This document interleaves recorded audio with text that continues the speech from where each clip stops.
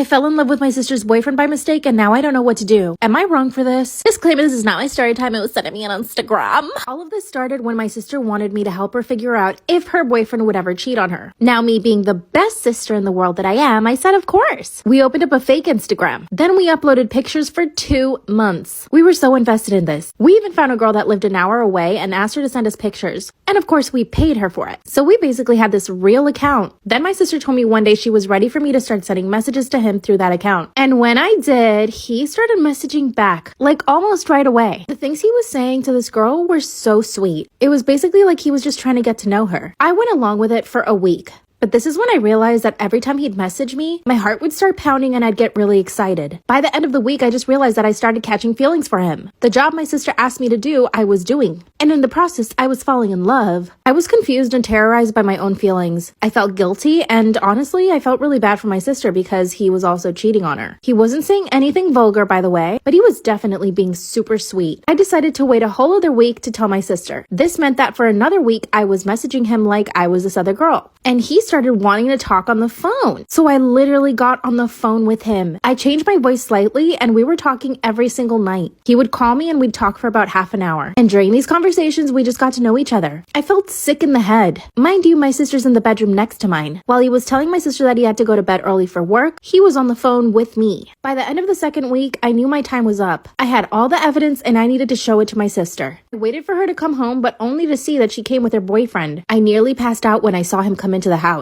I had the craziest butterflies. He came up and hugged me like he usually does. Except this time, I was totally in love. Little did he know that I'd been the one he'd been talking to this whole time. But as soon as he left, I told my sister everything. My sister read those messages for hours. Go to part 2.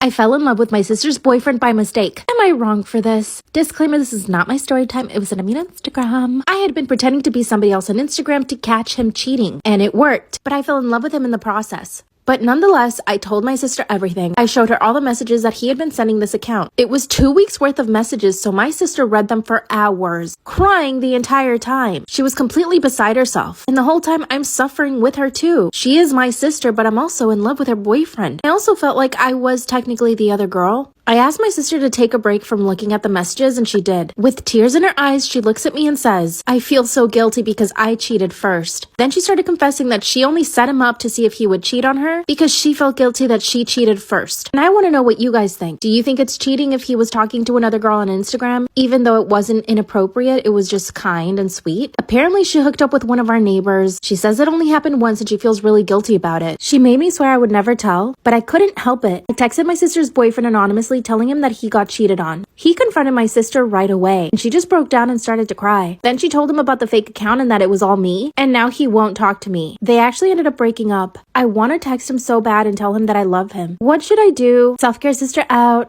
I thought I had a stalker last year and I legitimately was under the impression that he was planning to kill me. And today I want to tell you guys that story. Okay, so it actually all started almost an entire year ago on the night of the Super Bowl last year. I ended up having some people over for, yes, a Super Bowl party, but also kind of like a surprise birthday party for my boyfriend. It was just a chill night with our friends there, and at the end of the night, around like 1:30, 2 a.m. when everybody left, apparently when my boyfriend and his friends got outside, there was just a car sitting there, and one of my friends like went up to it and like tried to like see who it was, and they just sped off and like went down the street. However, my boyfriend didn't tell me this until a few weeks later when I actually brought up the fact that I think I have a stalker. I'm legitimately not kidding when I say that this car was at my house every single freaking night at like 1:50, 2 a.m. And basically what would happen every single night, I would be laying in bed. I stay up really late, so I was always up when this car would be like pulling up. It was a really loud car with a super distinct sound. So every single time that it came, which was every single night basically, I'd be laying in bed and I could hear it, and my window faces the front street, so I would like look and see the car. The car would just pull up, it would sit in front of my house for like a few minutes, and then would like hit my cul-de-sac and then like speed up the street really fast. And it was so weird to me because it was like the same exact thing every single night. And you know, I came up with every single, possible situation. I was like, maybe they're like, I literally thought maybe they were like dealing drugs.